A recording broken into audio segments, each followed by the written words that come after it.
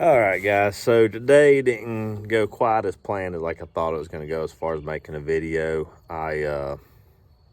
We did what I wanted to get done. We ended up building that mobile decon unit where we put the shower and the water heater and the water supply and stuff like that for this trailer.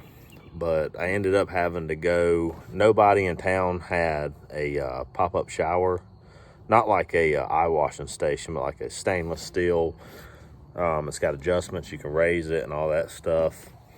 And it's got like a hot and cold knob on it. Of course, we install a water heater in this trailer with its own power source and water source, but that nobody had one in stock. Now everybody around here can order me one, but obviously that wasn't going to work because we had to pull off that project. So we're behind schedule now on this job, which isn't the end of the world necessarily, but yesterday it cost us money. Today building that trailer and that setup cost money and time, more or less time. Time is a killer when it comes to money. So that didn't pan out. But anyway, so I ended up having to go to Atlanta, which is, I don't know, I wouldn't say it's a stone's throw from here, but yeah, it's not exactly close either. It's far, I don't know. It's not too bad, but it's still a heck of a drive.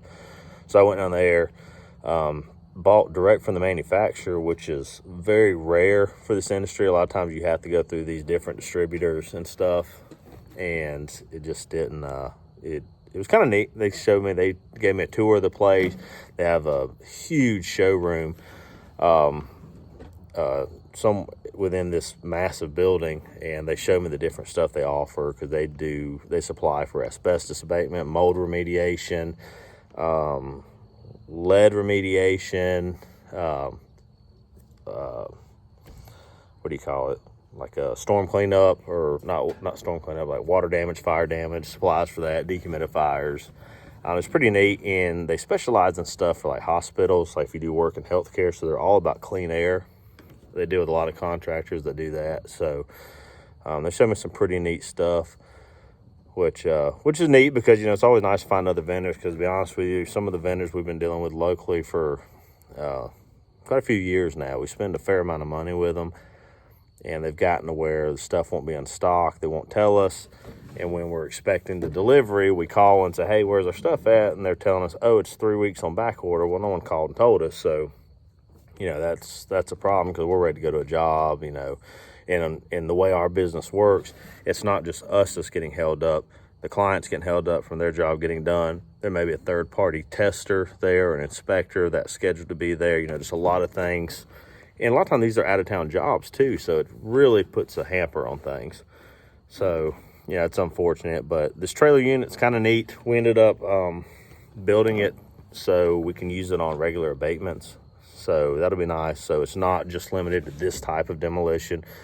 Our guys can use it on other projects and stuff. So, which will save us some time for setup, things like that. Sometimes, setting up those units, when you do them right, now you can halfway set them up and they look like crap and you can get it done in an hour. But if you really want to stand apart and make your company look good, a good decon unit take a few hours if you do it right. If you have everything set up and everything run properly and usable. The problem is a lot of people set these things up and it looks like it's ready to work, but it doesn't actually work. Ours are, they're designed, you fire the generator up to heat the water and it runs the electrical water pump and you're good to go. Everything's GFCI. Everything is the way it should be. So all this it's a minor setback, but in the end, we ended up building a pretty neat little rig, and tomorrow we got in late. The guys hadn't quite finished it up. We're going to try to wrap it up in the morning. Get the 3 of the drivers, they're coming in a little bit later because, they're going to be going on this project with us, but we still have about another hour worth of setup. Then we have an hour and a half drive to the job, so it'll give the guys time. They come in a little bit later. By the time we're leaving, they'll just be getting there. They can check their tires, which takes time, So yeah, it's not, sometimes there's a blessing in disguise, and, maybe this was it. I think it was a little ridiculous they didn't notify any contractors about this, but, it happens, unfortunately. So anyway, so I just want to update you guys. I didn't not make a video intentionally. I've been on the road all day. I'm exhausted. I've been on the road a lot lately. So I'm going to, tomorrow, you know, I'll show you all the final product of the trailer. And then also, hopefully some action footage of us actually starting this. And I'll kind of show you all the process of how we line the trailers and the trucks with poly. And kind of how you have to set up for this type of abatement. Now, again, it's different per state. Like South Carolina, we do it a certain way, and they're very stringent. But I've heard some states, their laws are even more stringent than South Carolina, which is hard to believe.